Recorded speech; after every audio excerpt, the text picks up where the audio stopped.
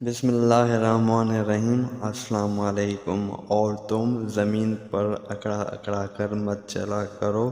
کسی انسان کا زمین پر اکڑا کر چلنا اس کے مغرور اور متکبر ہونے کی علامت ہے، اور کسی انسان کا مغرور اور متکبر ہونا اللہ تعالیٰ کو سخت ناپسند ہے، اس لیے کہ متکبر اللہ تعالیٰ کی صفت ہے، اور اپنی اس صفت کی بنا پر متکبر ہونا صرف اسی کو زیب دیتا ہے۔ صحیح مسلم کی ایک حدیث کے مطابق اللہ تعالیٰ کا فرمان ہے کہ عظمت میرا اوزار ہے اور تکبر میری چادر ہے۔ جس شخص نے ان میں سے کسی ایک کو بھی مجھ سے چھیننے کی کوشش کی، میں اسے جہنم میں پھینک دوں گا۔ محترم ناظرین، اسی لیے اللہ تعالیٰ اس انسان کو بھی سخت ناپسند کرتا ہے جو غرور اور تکبر کی بنا پر اپنا لباس ٹخنوں سے نیچے زمین پر گھسیٹتے پھرتا ہے۔ اور رسول اللہ صلی اللہ علیہ وآلہ وسلم کا فرمان ہے کہ قیامت کے دن اللہ تعالیٰ ایسے شخص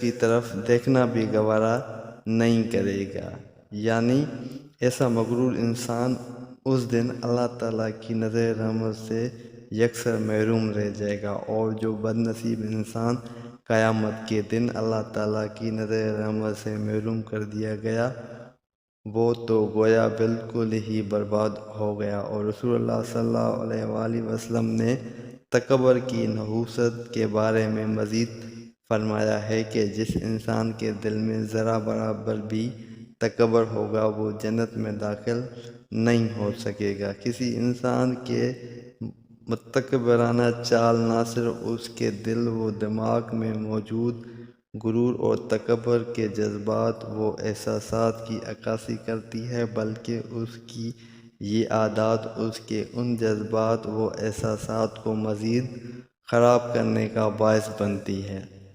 محترم ناظرین، اس سلسلے میں ارشاد باری تعالیٰ ہے کہ ترجمہ: اور تم زمین میں اکڑا اکڑا کر مت چلو، اس لیے کہ نہ تو تم زمین کو پھاڑ سکتے ہو اور نہ ہی اونچا ہو کر پہاڑوں کی بلندی کو پہنچ سکتے ہو۔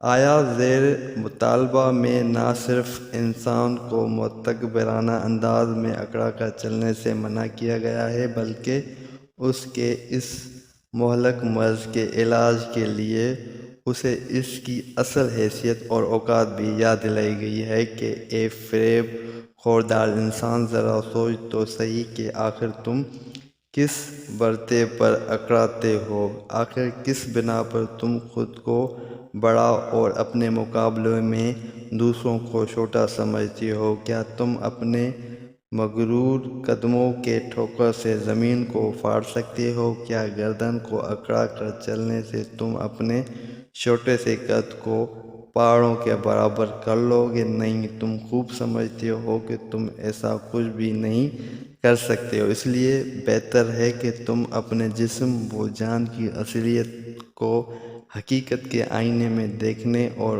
اپنی اصل اوقات کو پہچاننے کی کوشش کرو۔ اور تمہاری اصل اوقات یہ ہے کہ تم اس زمین پر بسنے والے اربوں انسانوں میں سے ایک عام انسان ہو۔ دنیا میں کروڑوں انسان قد کاٹ میں، طاقت میں، شکل میں، عقل میں، دولت میں، اختیار میں تم سے بہت بہتر ہیں۔ دنیا کے کروڑوں انسانوں کے مقابلے میں تم کمزور، کمتر اور بے بس انسان ہو۔ تمہاری بے بسی اور بے چارگی کا یہ عالم ہے کہ تم اللہ تعالیٰ کی مرضی اور اجازت کے بغیر اپنا ایک قدم تک نہیں اٹھا سکتے، اپنی آنکھ تک نہیں جھپک سکتے، ایک سانس تک نہیں لے سکتے ہو۔